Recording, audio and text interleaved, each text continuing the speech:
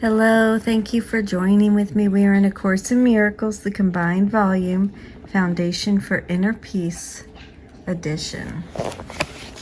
We are on chapter 14, Teaching for Truth, and this is section 4, Your Function in the Atonement. We are picking up on paragraphs 6 through 10.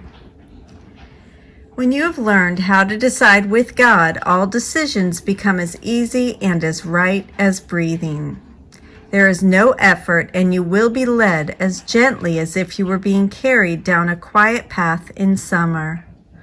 Only your own volition seems to make deciding hard.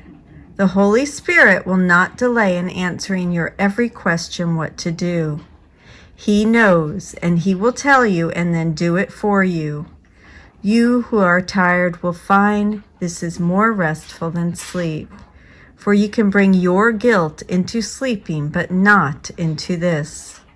Unless you are guiltless, you cannot know God, whose will is that you know Him.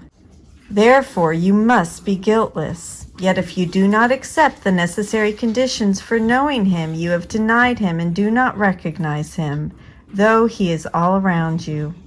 He cannot be known without His Son, whose guiltlessness is the condition for knowing Him. Accepting His Son as guilty is denial of the Father so complete that knowledge is swept away from the recognition in the very mind where God Himself has placed it. If you would but listen and learn how impossible this is, do not endow Him with attributes you understand. You made Him not, and anything you understand is not of Him. Your task is not to make reality. It is here without your making, but not without you. You who have tried to throw yourself away and valued God so little, hear me speak for Him and for yourself. You cannot understand how much your Father loves you, for there is no parallel in your experience of the world to help you understand it. There is nothing on earth with which it can compare, and nothing you have ever felt apart from Him resembles it ever so faintly. You cannot even give a blessing in perfect gentleness. Would you know of one who gives forever and who knows of nothing except giving? The children of heaven live in the light of the blessing of their Father, because they know that they are sinless. The atonement was established as the means of restoring guiltlessness to minds that have denied it, and thus denied heaven to themselves. Atonement teaches you the true condition of the Son of God.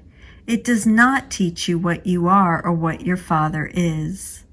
The Holy Spirit, who remembers this for you, merely teaches you how to remove blocks that stand between you and what you know. His memory is yours. If you remember what you have made, you are remembering nothing. Remembrance of reality is in Him and therefore in you.